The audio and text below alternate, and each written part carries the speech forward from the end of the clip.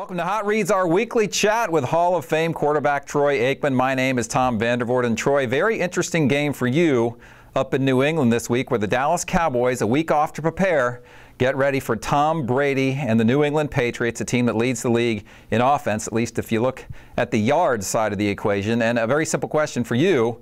You're Dallas. How do you stop Tom Brady? Well, I don't think you do. Nobody's been able to, really, for a number of years. They certainly haven't yet this year. If you look at the Patriots and what they've been able to do offensively, what they've gone like 13 straight games of scoring 30 points or more. So, I think playing at home, Tom Brady is especially tough. It's hard to imagine going in and really slowing him down that much. I think the burden really is on the offense for the Dallas Cowboys, and they've got some of their weapons back this week with the bye week, as you mentioned. And I think they're going to have to try to keep pace with them scoring a lot of points. How much is the running game important for the Cowboys? They've thrown the ball okay this year, had a little trouble running the ball. Obviously, you run the ball, you take more time off the clock, and you keep the ball out of Tom Brady's hands. Is that a big part of the offense this week? Well, I think that's what teams certainly come in against the Patriots and try to do.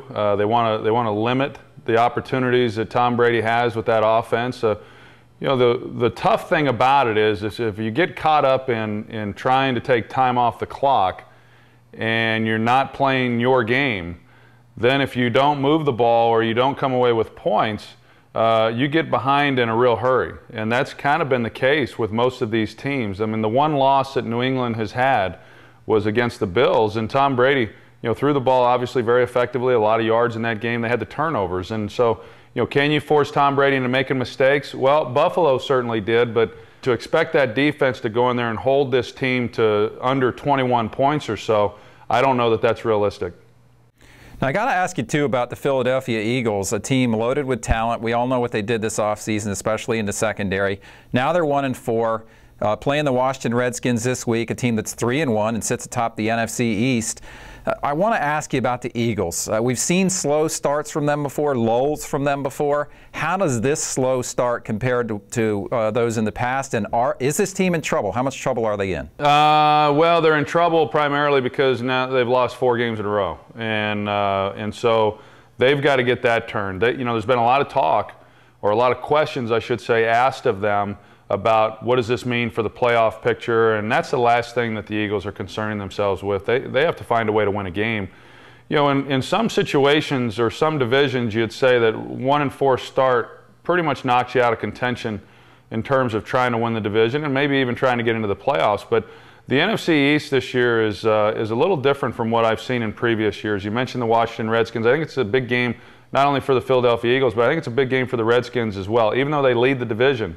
They beat the Giants, which is big, but they lost to the Cowboys, and you need to win these divisional games if, in fact, you're going to come out of the thing on top. And so for the Eagles, outside of losing to the Giants, they haven't played yet the other teams within the division, and obviously they'll get 2 cracks at them starting this week against the Redskins. So this will be a big week for them to get a turnaround. If they fail to do it this week, then I think it could make for a long year for them.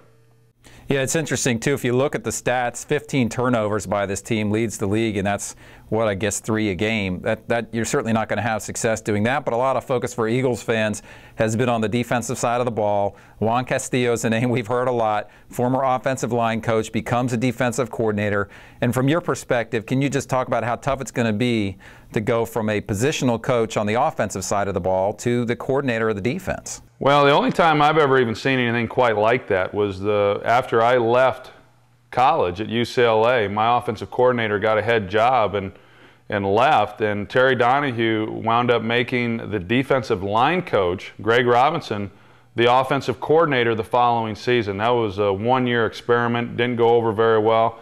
I always kind of look back on that situation and wondered what the thought process was in making that kind of hire. And so when Andy Reid did that this year, it brought back a lot of memories to that situation, and I thought that given the fact that Sean McDermott, who was a coach, defensive coordinator the last couple of years, and a guy that Andy Reid really thought a lot of, but things just didn't work out for them defensively when he was the coordinator, there was a lot of pressure on Andy Reid to make a good hire at the defensive coordinator position and get them going in the right direction defensively.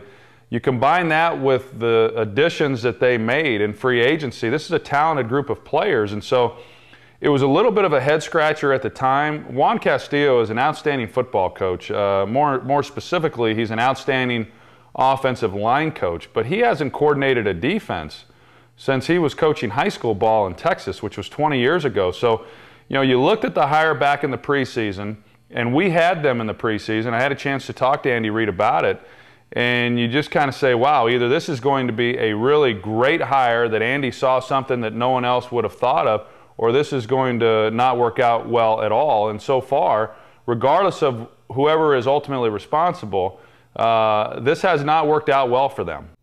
Absolutely. All right, man, thank you so much for your time this morning. Appreciate it, and we'll catch up with you next week. All right, Tom. Thanks, buddy.